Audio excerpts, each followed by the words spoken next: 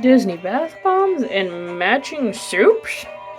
Alright, so some of y'all are going to be like, hey, this should have all been, each have been their own video. After experiencing all of them, I'm glad that I did not make them each their own video. And I will explain why, but first we're going to put this in here.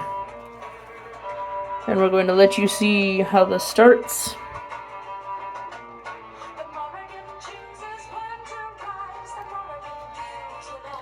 Alright, so, the reason that I am glad that I did not make them each their own individual video, because they're all kind of the same.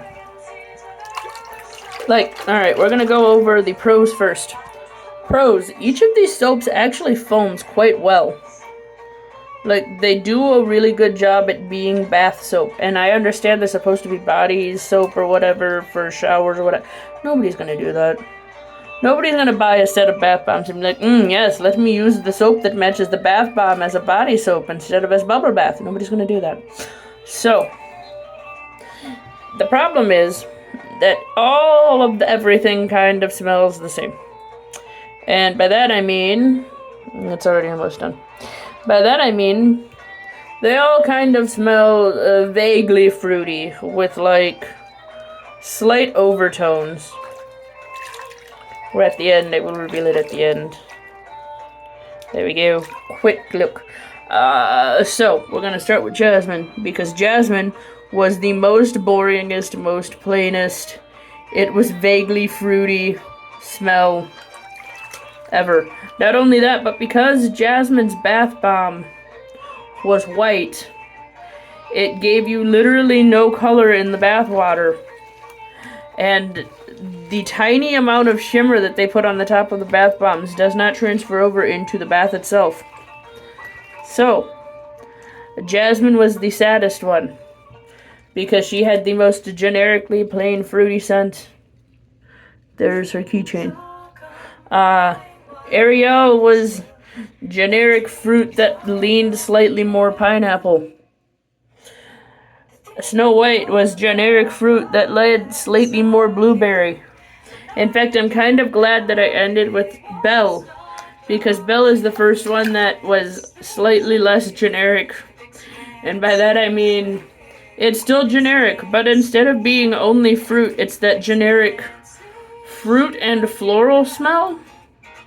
You know that it's a blossom of some kind, and so it just smells like the fruit, but slightly less, and with the floral notes. That is what her smell is. Here is what her keychain looks like. So, I'm going to also go ahead and say, these keychains are way too small to be just in the bath bomb and not in some kind of capsule. They should be in something, because when I first did Ariel's, I did not see on the thing that there was a surprise inside the bath bomb, and the keychain almost ended up down the drain. Is that slightly my fault for not having noticed that there was a surprise involved? Yes. Do I think that this mistake is not above most children who are going to be the ones that are getting these? No, I do not. Each of these provides exactly enough soap for one bath, which is about what you would expect. And yeah, they're all kind of, the bottles themselves are super freaking cute though. I am going to be keeping the bottles. Like, that's not even a joke. The bottles are staying as decor in my bathroom because they're really cute. And again, the soap suds up really nicely. Oh, it should also be noted, your bath bomb was pale yellow, which also left basically literally no color in the bathtub. Which is hilarious because your bath bomb turned my bath into a murder scene. If you wanted more proof that Ariel was the Red Sea, you can go ahead and buy this set of things. Yeah. Anyway, unless there is a different result,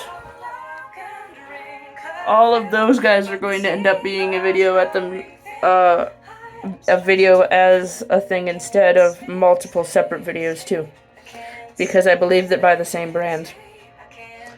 But yeah, Disney 100 Bath Bomb Princess Soap Set. Is it cute? Yes. Are they average bath products? Also yes.